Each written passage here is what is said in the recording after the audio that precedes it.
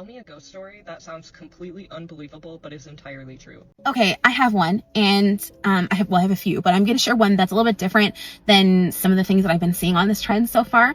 And in order to tell you about that, I have to tell you about this. Since I was in my early teens to my mid 20s, I've been having this reoccurring dream, and it was always about this house. How you would get to this house was you would cross this little bridge. It was like with the river underneath it. The house was always embedded into the right side of a hill, and most of the time it was an older white house, but sometimes the house would shift into something more modern. But it didn't matter what iteration of that house you would walk up to, it would always have floor to ceiling bay windows. And when I would go into this house, I would always hang a left through this living room, and the further into the back of the left of the house I would get, the more this house would kind of shift into something else. And the more that it started to shift into something else, like just another house, another like dwelling, like very weird, empty, like 80s plasticky kind of vibes, the more I would feel like I shouldn't be there. And once that feeling was like too strong, I would just walk back up through the regular living room and back up into the foyer. Now in the foyer, there was a staircase that split up at the top, and it wasn't like a grand staircase. It was just a straight up narrow staircase with a landing, and then once you got to the landing, there were two little steps up that would lead you into two bedrooms. I don't have any idea what's in these bedrooms. I never made it up there. Every time I would get to basically where the landing was at, I would be filled with this feeling of dread, and this feeling that I shouldn't be here. This feeling was tangible. It was thick. There was a lot of pressure, like physical pressure on my chest, and once it would bubble up, usually a voice would be like, "Go, get out of here." And I would boot it down the stairs every single time. Back down the stairs, we're done. Something in my head said, don't look back. But every single time I would run down the stairs, I could feel something big and thick and like hot following me down the stairs. And I never turned around to see what it was. I was far too scared to do that. And usually by the time I would get to the bottom of the stairs, my body would wake me up because I'd be so freaked out.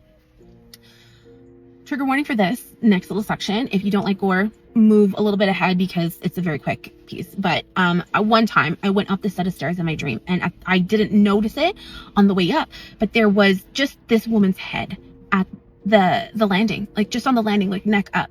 And I'm like, oh my God, that's somebody's head. And the person was still alive, which was the weirdest like thing to me. It was just this woman. She had like regular curly brown hair, nothing like out of the ordinary, except that she was missing her whole entire body.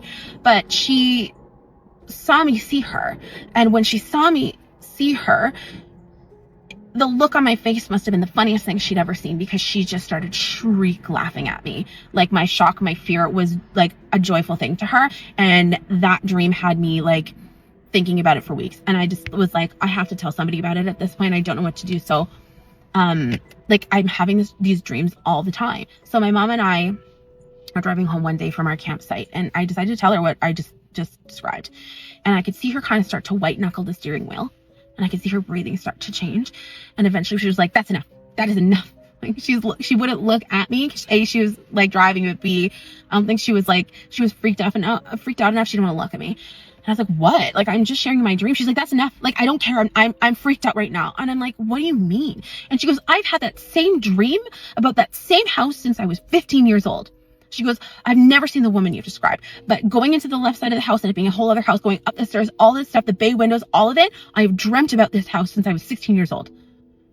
The fact that you had to cross the river to get to it, I've dreamt this all. And she and I just kind of like sat there in silence. Like, it's still like a very like, wow, a very jarring like thing to think about, but we didn't know what to do. So, that I had to tell you this. My mom purchased a bungalow, her first time buying a home. She bought it off of a coworker whose parents had passed. From my understanding, one had passed in hospital and one had passed in a long-term care facility. And so when we moved in, like, we were unhappy because we were a little bit further from our friends, but my mom loves this house. She still lives there. Some things to know is that the back of the house, there are two bedrooms that face out there. My mom's and my brother's, and my mom has these two giant windows. They're about 8-9 feet off the ground. Like, I'm 5'5", and I have to like reach up to get to the bottom of the windowsill. And the other thing you need to know is that there's a room that joins all of the bedrooms together. It's this tiny little like foyer area, but to the back of the house is my brother's room, then my mom's room, then the bathroom, and then my room, and then this little linen closet was like to the left of my room. And one night I'm having a dream, and it's pretty like normal in comparison to like the reoccurring dreams. So not really thinking, I can't really remember much about what was happening, but it swirled and shifted into me still being in a dream, but being in the room that I was physically sleeping in at the time, like my bedroom. And I remember waking up in my dream to the room that I was in being pitch black, but the hallway, like that foyer, the connecting room, the light was on to that. So in my dream, I was like, oh, let me go turn that off and I'll go back to bed. When I get into that connecting room, something inside my head goes, open the linen closet. And I do, no hesitation. I open it up. And standing in this linen closet that is too small for a person to physically be in is this woman. And she is wearing this like beige jacket. And I remember her lapels being like so big. It was like trench coat style, that like light khaki beige that a trench coat is. And she is soaking wet, and she's got shaggy hair that's to her like chin / like just top of her shoulders, and she sees me see her just like that lady at the top of the stairs. And when she sees me see her, she looks at me like this, and then she goes, and I scared myself awake with that. Like that was enough. And it was very disorienting to wake up in a room that you just like seconds ago in your dream had physically left. Like it was so weird. But I got up, left the room, and as I'm leaving the room, my mom is leaving her bedroom, and she's like, what are you doing up? It's like 2, 3 in the morning. And I'm like, I just had a really bad dream. She goes, me too. And I was like, did the dog sleep with you tonight? And she goes, no, was she not with you? We had this little Jack Russell Shih Tzu mix named Annie, and she would always sleep in somebody's bed. She had free reign to go around the house. She can go up and down our basement stairs. She usually goes down to the basement, or did go down to the basement to do things she's not supposed to do. But no problem getting up and down the stairs. Now, my mom and I are like, where is she then? So we go and try and find her. She's not in the living room. So we go to the kitchen, and the kitchen, at the back of it, there's a set of stairs that lead down to our basement, and we can hear growling when we get to the kitchen. And we're like, what the hell? Like, we have, again, this yappy little Shih Tzu Jack Russell mix. It's more of that, like, beep, beep, beep, like that kind of a dog than, well, she was loud, but, and a barker, but she was not a growler. So to hear her have this guttural growl at the base of the stairs was crazy. She was at the bottom of the stairs. All of the lights in the basement were on, and they were not on when both of us went to bed. There's nobody else in the house. And the dog would not come up the stairs. We could not get her to come up, and she was just stuck growling.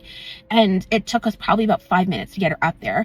My mom and I are freaked at this point, and I tell her what and who I dreamt about, and she goes, again, shut up, stop, like, please stop, I can't, like, and I'm like, what do you mean? She's like, that same woman, I could see her from her chest up, walked the entirety of my windows in the back room. The windows that I told you, if I wanted to reach from the ground, I had to, like, there was physically no way anybody could be walking across at that height unless they were 11 feet tall. Like, there's no way. And I described what she looked like, and I just watched my mom's face go, like, pale. She goes, she was wearing the fucking jacket. She was wearing that jacket for me, too. That's exactly what she looked like. We had the same dream at the same time about the same person, and woke up from that dream at the same time because we saw this person in places that they physically could not fit into in the real world. I have no explanation for it. My mom and I talk about it all the time, and we can still not figure out what went down for this, to all of these puzzle pieces to like come together like this.